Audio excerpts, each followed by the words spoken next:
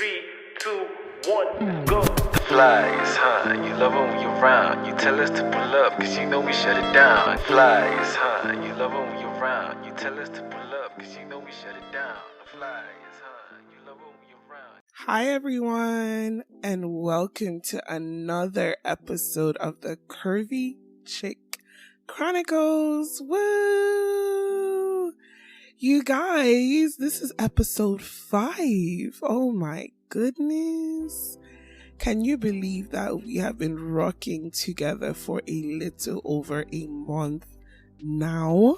Like, I am so excited and I am so proud and I am really anxious, but like not in a bad way, in a good way, about what the future holds for us, the possibilities, all the places that we will go, darling.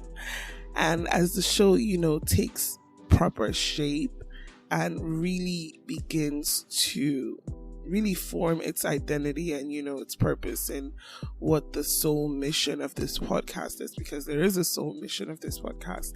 I'm really excited to be on this journey with you, my listeners, and growing and learning together. So how is everyone's week been? I know it sounds crazy, but literally we are, I think, how many days? Like, it's not 8 days from the new year. Yeah, it is 8 days from the new year. Can you even believe that it's 2 days to Christmas? Like, you guys, I think on the list of things that are bothering me the most today, because Curvy Chat Fridays, this December series, is just you and I talking about all the things that make me go, And I can't believe that it's literally 2 days before Christmas. This is the most on Christmas I think maybe ever. And I don't even know how to change that. Like normally, yeah. I think when I was in the US, Christmas was done. I don't want to say better, because that's the thing. In the US, I felt Christmas was done better in Nigeria. Now I live in Nigeria and I feel Christmas is done better in the US because, I feel like the snow, the decorations, people take all those things seriously. Now in my estate, I think only the estate is decorated. I don't even think anybody has lights or any of those things up, and I'm like, gosh, where is the Christmas spirit? And if you live in Lagos, then you definitely know the roundabout in VI, the Zenith Bank roundabout place, where it's usually really lit up beautifully, the spot by Echo Hotel in VI. And that is the most beautiful place to look at Christmas. But other than that, I don't really see Christmas in Lagos. Other than you, dirty December. But I don't know. Christmas felt different when we were younger. Have you thought about that? Christmas felt different when we were younger. It was, I don't know if it was the youthful exuberance or the innocence. I don't know. Or maybe the lack of bills. But there was something about Christmas when we were younger that hit completely different. When I found myself planning for today's episode, I kept on thinking, I'm like, gosh, am I gonna call this the holiday blues episode? Because I feel like as an adult now, maybe because we have to really take our enjoyment into our own hands and planning, maybe that's what makes it less fun. Because when we were younger, everything was planned for us. The enjoyment was planned for us. Everything down to Christmas dress. Meanwhile, when was the last time they bought you a Christmas outfit? I'll wait. I don't even think my mom thinks she's supposed to get me a Christmas gift anymore. So, Mom, if you're listening, this is a sub for you. It's been a while since somebody was like, oh, here's your Christmas clothes, or make Christmas plans for me. Like, I remember growing up, Christmas was that point in time where you really couldn't get in trouble during Christmas. If you got in trouble during Christmas, you really had to be like one very serious knuckle-headed child. Like, my mom would go to the market, I think probably the week of Christmas, and then, you know, she would buy lots of knockouts and, you know, Christmas lights and all those what they call those shiny things, those things that you light them up and they're like, oh, dazzlers. She'd get dazzlers. She would get fireworks, and then she would get, if you're Nigerian, you know what banga is. She would get banga.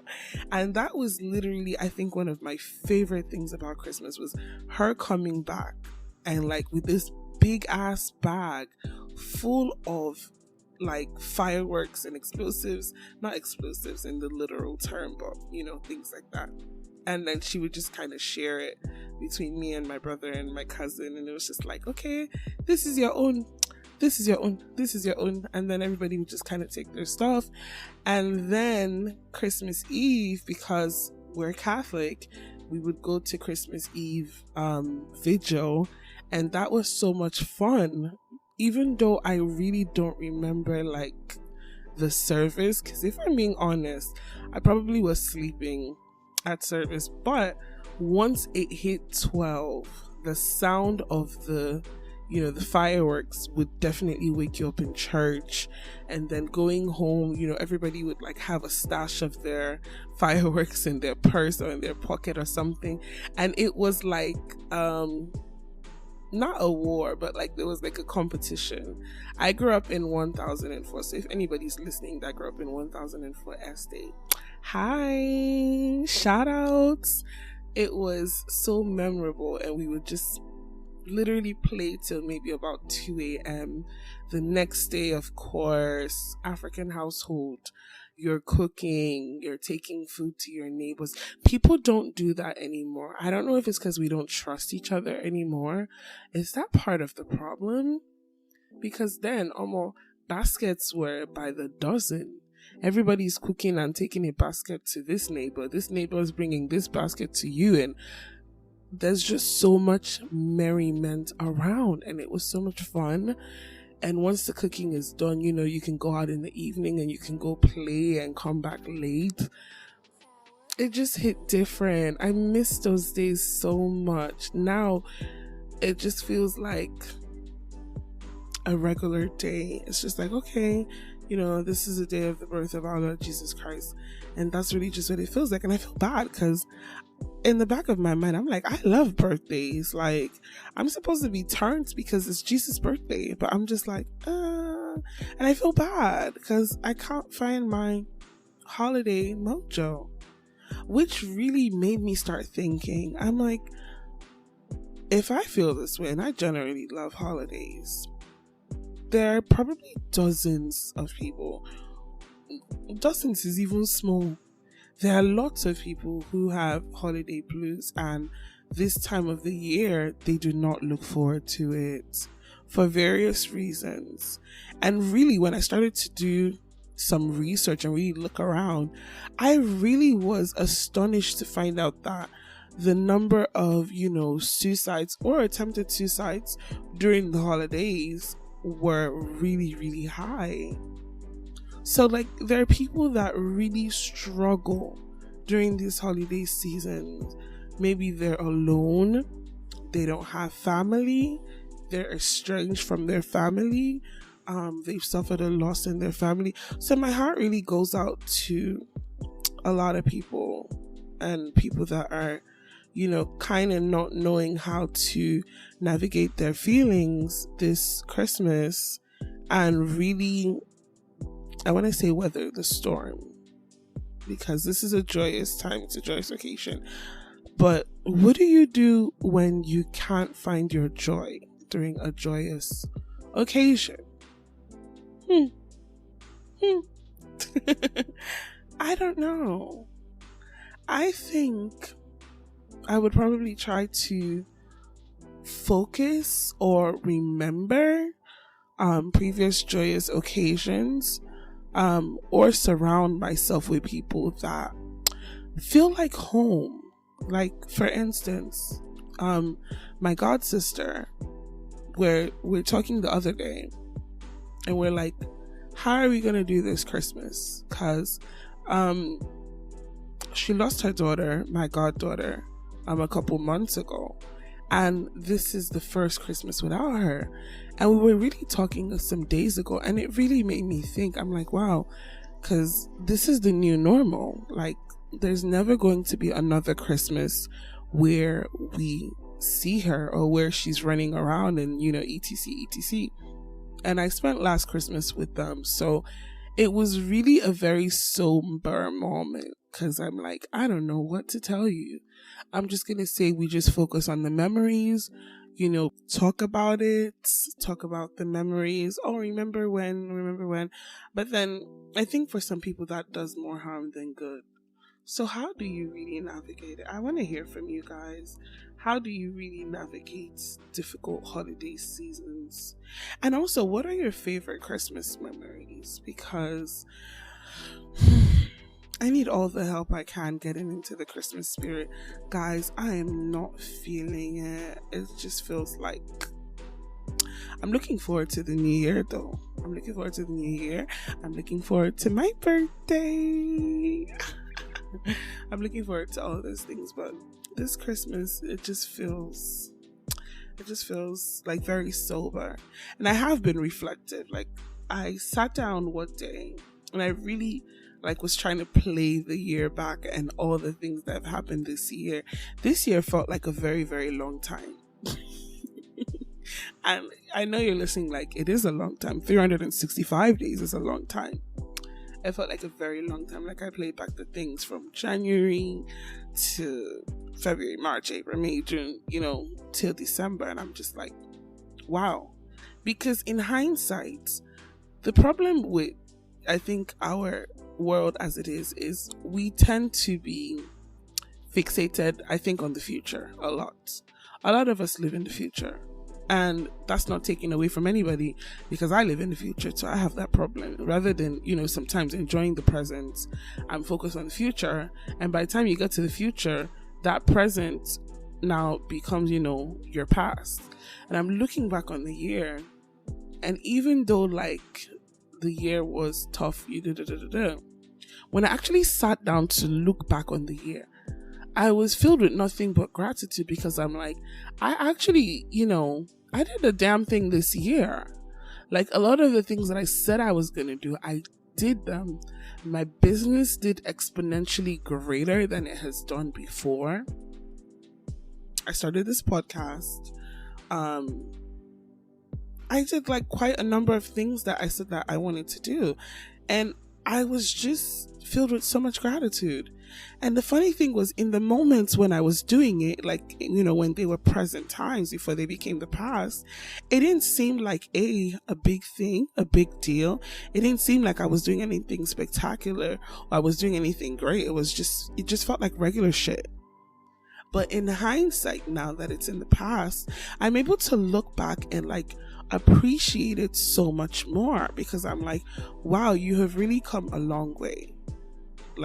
I like to do self-evaluating and self-policing.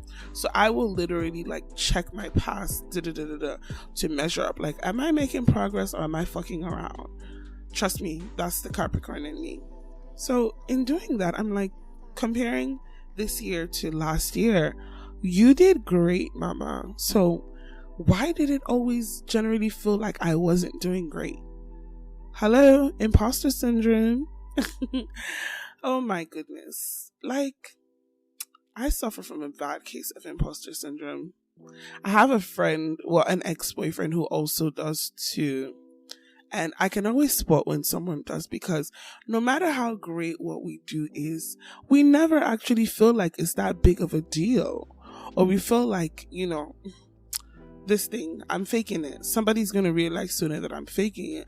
But no, when you look back and you're able to actually take into account things properly, you will see that I'm amazing.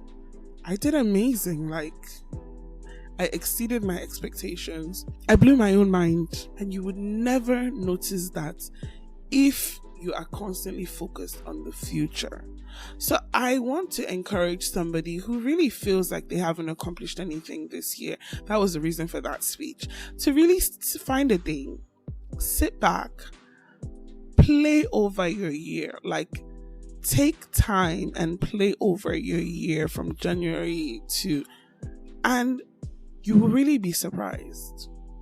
You will really, really be surprised. For those people that feel like, I don't know what I did with this year, trust me, do this exercise, because I was one of those people. I was like, I don't know what I did with this year. Like, time is just passing by, till I played back and I'm like, my goodness, God must be sick of my stupid ass, because there were so many wins this year. Hell, even the fact that I wasn't, primarily sick this year was such a huge win for me, because I was playing back. Okay, last night I was reflecting and I remembered this time last year, I was a bit sick. I had just gotten over like something that the devil definitely planned to take me. Take me with that illness. But God was like, it's not time yet. And I just remembered I'd never been in the hospital before. And I'm about to be 32 and I'd never been on admission in the hospital. But this particular illness, I was on admission in the hospital. The doctors said I needed a double blood transfusion because I was severely anemic. My body was shutting down. And even after I left the hospital, I just remembered feeling so defeated, because I was just like, oh my gosh, I should have taken better care of myself. Like, I'm stressing everyone out. And for, I think, quite a few months after that, I really had to take things slow, because even when I tried to push myself, my body would be like, you better chill the fuck down, like, chill out. Like, I couldn't overexert myself, let me call it that. And I really had to learn to just kind of, okay, well, this is what my body is doing now, so let me just kind of take things, easily or whatever. And when this year started, I always pray when every year starts. And especially my birthday, I always pray and I want God to tell me what this year is going to signify for me. And when this year started, I got, this is my year of rest and replenishment. And I played back. I was like, did I rest this year? I definitely listened to my body more this year. When I needed to rest, I rested unashamedly. I set boundaries. I enforced them. I wasn't that person, drawing myself to bits to be there for everybody. And I sit back and I look back on last year, and I look back at this time this year. I've regained my strength. I'm doing things that I used to do before. I'm faster. I'm moving. I'm back to my witty self. And I was like, how can I not be filled with gratitude? How can I not be filled with joy? And then in addition to that, accomplishing the goals that I set for myself this year. I mean, we didn't marry Sha. That was part of the list, but no, 2023, commit or commot, we are coming. But in all other manners, I did that. Obviously, with the help of God, by the grace of God. How can I not be thankful for that? Hell, there's so many people that want to be here today and they're not here. They're on the other side. So there's so much to be grateful for. There's so much to look back on and just be like, wow. I encourage people to do that, because you never really know how much you're accomplishing if you don't sit back and kind of play things back. In addition to that, there was a lot of fun this year. There were a lot of interesting people that I met. Like I said, I met some pretty cool guys. I had two relationships that really kind of changed my mindset. Yeah, I think they changed my mindset a bit. Not in a negative way, though it felt like negative at first, but it really was something that reminded me that you are capable of love. You do deserve love. You do want love. Because, guys, there was one breakfast that I had in 2020 and I was like, I'm done. I'm done with love. I don't want to hear anything about love. It's like, no. I've loved. Now I can just marry for money and just be okay. And be okay with that. Have you ever had a heartbreak that had you thinking that, you know what? I don't finish. Like, I don't close shop. I don't do it again.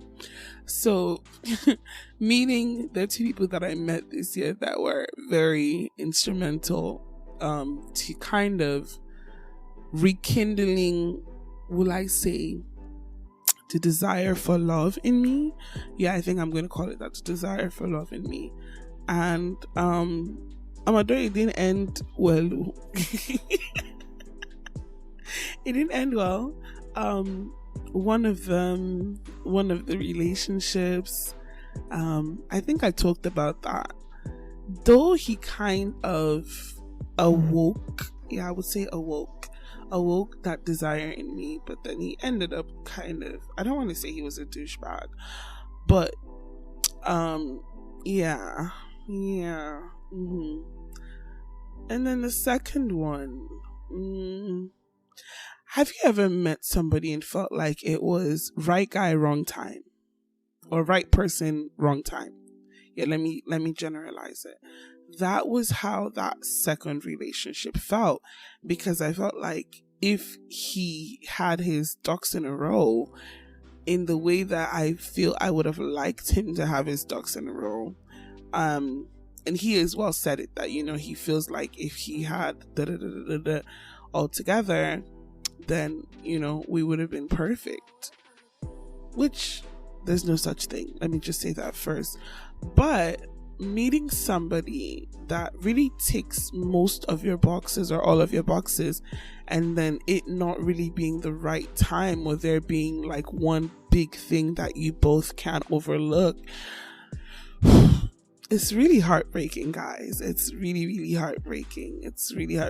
And it's important to, when you meet people like that, to know that you can either, you know, just be friends with them and just, you know, I don't know if you're the type of person to stick around, maybe, or if you find that this is something that you cannot compromise on, you know enough to leave the situation.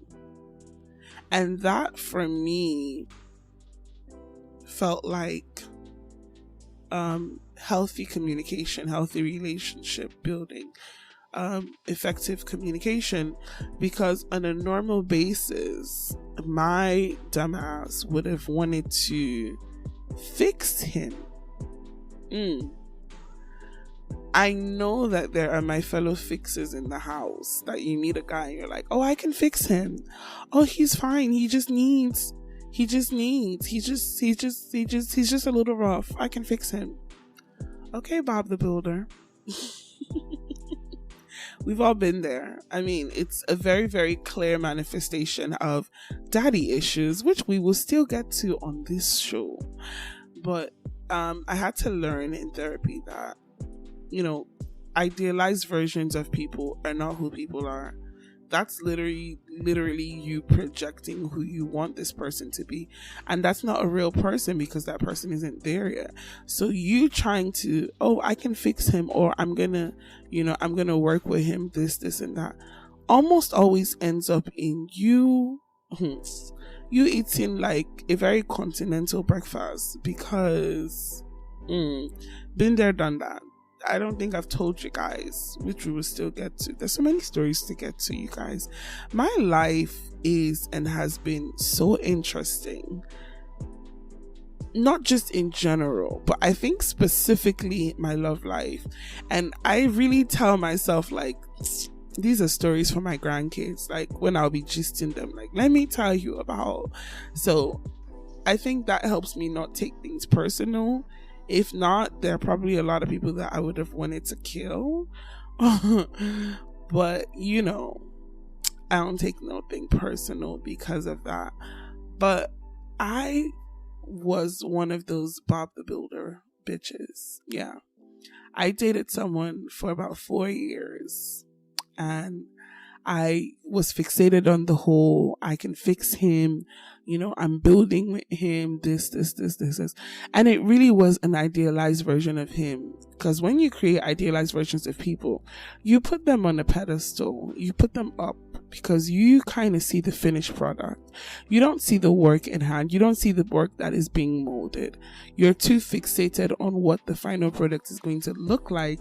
And if that person doesn't attain to that level, I think probably when you would like, you got frustrated. You got really, really frustrated and really upset.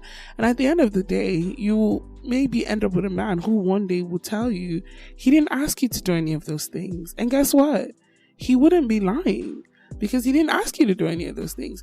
You just did it because you were trying to create your own version of the perfect man, or you were looking to create a perfect man who fits into these roles or these shoes and fills that void that your daddy left. Why all these episodes always end in some therapy stuff? Like, Lord, I said I didn't want to use my psych degree, but you got me using my degree in these streets. That was hard for me to learn. When I learned that was the reason why I always kind of sought out these men that needed to be fixed, or these project men, thereby distracting myself from A, working on myself, B, facing my issues, C, really opening myself to the potential of a healthy relationship with somebody who was ready. Because those types of men, they're not ready, but you, in a way, you get into those relationships kind of self-sabotaging because you know that these people are not ready. In the back of your mind, you actually know that relationship is going to end in premium breakfast, but the coconut head in you will be like, no, let me try. I can fix him. He's just never had the love of a good woman. He's never been with a strong woman. Don't worry, I can fix him. Well, ride or die. I don't do that anymore. So therapy has helped me be in a place where when I meet somebody like that, even if it's the right guy, but it's the wrong timing and he's not on the same page or same frequency that I am on, or that I am looking for to build something lasting, I recognize that. That's what therapy does for you. Shout outs to my therapist.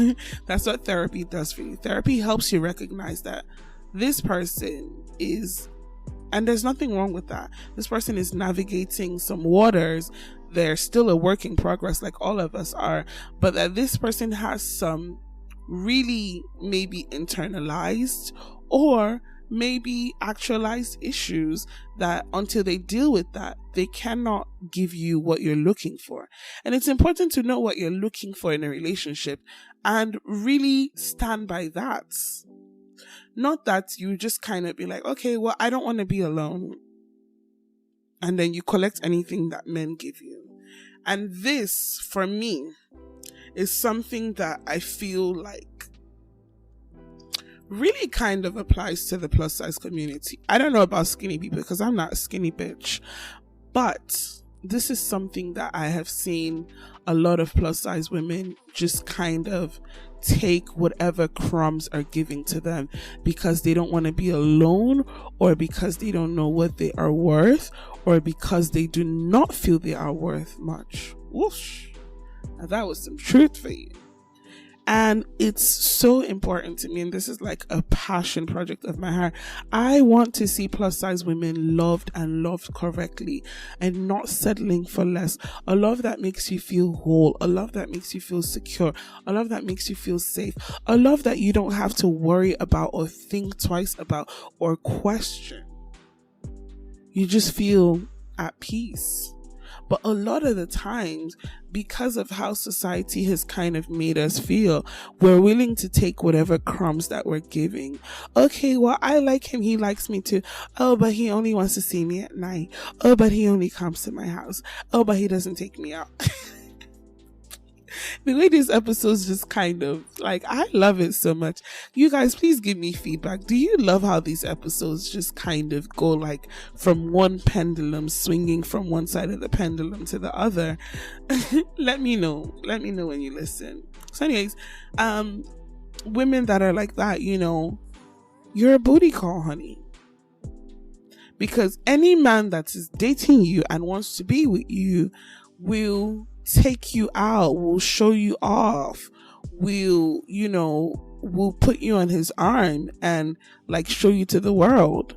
But a lot of the times, women settle for this. He calls you at what time of the night? Are you awake? You up? That's booty call hour. You deserve so much more, honeys. Like, I'm not saying that, you know, don't get your cheeks clapped. You deserve earth-shattering, cheek clapping, thigh shaking, eyes rolling, bed vibrating orgasms. Yes. But in addition to that, you deserve flowers, you deserve candy, you deserve balloons, you deserve dinner dates, you deserve picnic dates, hell, you deserve surprises, you deserve everything else. And sometimes I feel like we just end up just settling for being that person, like, okay, well, you know, at least I'm getting some love. So that for me was part of the things that I came across in therapy, and that really helped me learning to walk away when what is being served is not what you need. Learn to walk away from small love. I know nobody wants to be alone, and we're all like, oh, nobody was meant to be alone. But learn to walk away, set your boundaries, know your worth, and add taxes to that shit. Walk away when what is offered is small love. And that is really something that I really embodied, I think, this year. And it can be lonely. I'm not going to lie. It can be lonely. But knowing your worth will never go out of style. It will never go out of fashion. You'll always be valuable. It'll always be in style. Versus, you know, when you kind of like, I'm finna not know my worth and just kind of mess with these men. And then you look back and you're like, what the fuck was I doing? Yeah. I know we've all had those what the fuck was I doing moment. So for me, you know, when I figured out that, okay, well, this person can't give me what I need, and be the man that I want, I was able to let go and walk away with no animosity, no anger, nothing. And that really taught me a lot about how much I've grown, and it really made me proud of myself, because I'm like, well, look at you, little therapy birdie.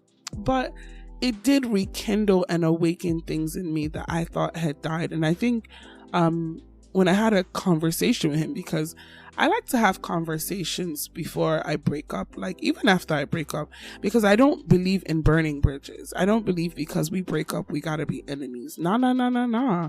You might know a business opportunity that's gonna put money in my pocket. I might know a business opportunity that's gonna put money in your pocket. We don't have to be enemies. We can be cordial. And when I had conversation with him, you know, we both acknowledged, like, you know, like there were things that I thought had died in me that you awakened and you brought back to life. So it really, for me, was just kind of God, like, really telling me, like, you know, hold on, like, don't give up yet. You know, because I was like, I'm done. I'm finna be a trophy wife, or I'm just gonna have a baby, and then I'm just gonna focus on my money and my child. And that really was a reminder from God for me personally, like, you know, hold on, you know, because we need each other.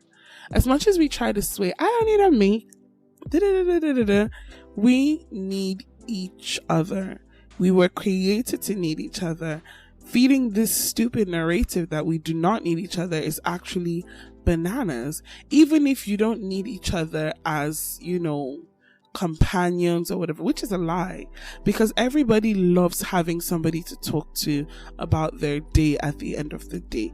Everybody loves when you have a rough day and you can call your man or your girl and you're like, let me tell you what happened, and they're, you know, just listening to you, validating you, encouraging you, comforting you. You need that. Everybody wants to come home to somebody after a rough day and hug their woman, hug their man, cuddle with your woman, cuddle with your man.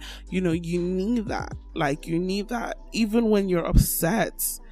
Just seeing your loved one or hugging your loved one releases all these endorphins or serotonin from your brain, which makes you happy. So obviously we need that. So I don't even know who started this. We don't need them. I need a man. Oh, those are the jaded people. You got to be careful not to become jaded, because you become jaded and you are right at the doorstep of bitter. And when you're right at the doorstep of bitter, once you step into bitterness, you have entered misery. And once you're a miserable person, wahala for you. So you really need to prioritize your joy when it comes to these things, relationships. It's okay to sometimes feel like you're losing hope or anything. Talk to God about it, because I did that, and that's why I feel like God sent me these two, even though they were character developments men. God, please don't send me men that are going to develop my character again. My character has developed enough. Like, I'm about one more character development man from getting a mugshot. Like, please don't. So even though God sent me these character development men, I feel like he sent them as a reminder to me. Like, hello, like, have I ever not given you something good? Like, trust me. It's very easy to kind of rely on our own self, but I think more and more often in 2023, especially after reviewing 2022, I really want to rely on God so wholeheartedly, like a baby. Manifestation, like, just rely on him and just believe, and it will be yours, because child, the Bible says, asking you shall receive. So God knows all the things that I'm asking. I'm not asking Santa. I don't know if I've been on his nice list. To be honest, I've been quite a bit naughty this year. So I'm not going to write Santa, but I am relying heavily on my Jesus. So he's going to organize and get everything together for me the way it's supposed to be, because if he leaves it to me, Jesus, take the wheel, because I'm going to crash this motherfucker. And that is not going to be good, because my curvies and cuties need me. But I just wanted to really check in with you guys and talk about the holiday blues and things that I'm feeling today, because I know this is a tough time for people, which is why I tried to make today's episode light. Y'all know last week's episode was really heavy. I got so many good reviews from last week's episode. I'm really happy that it resonated with a lot of people, because people needed to hear that message. So today was a bit light and fun. I wish you guys a wonderful, wonderful holiday. May the joy and love that this season is supposed to bring, may it abide with you like always, the rest of this year, the whole of next year, the whole of your days. I know it may be tough right now. I know some people are struggling. I know some people are going through it and feeling really, really anxious in a bad way about what this holiday is going to bring, or the realities it's going to remind them of. But I just want to remind you guys to just hold on to the love of God. Let the Lord be your comfort. If you've lost someone this year, my heart goes on to you, because I know that pain, and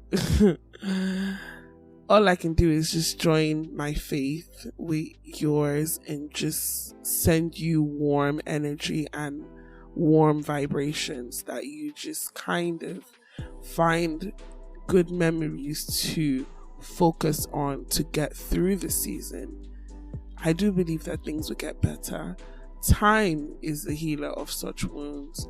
Time makes everything a little less painful, and I do wish that for you. So from the Curvy Chick Chronicles and the La Joie brand, I wish you a joyful season, and I will talk to you guys. Thank you guys for always rocking with us and tuning in. I appreciate you guys. Have a beautiful Christmas.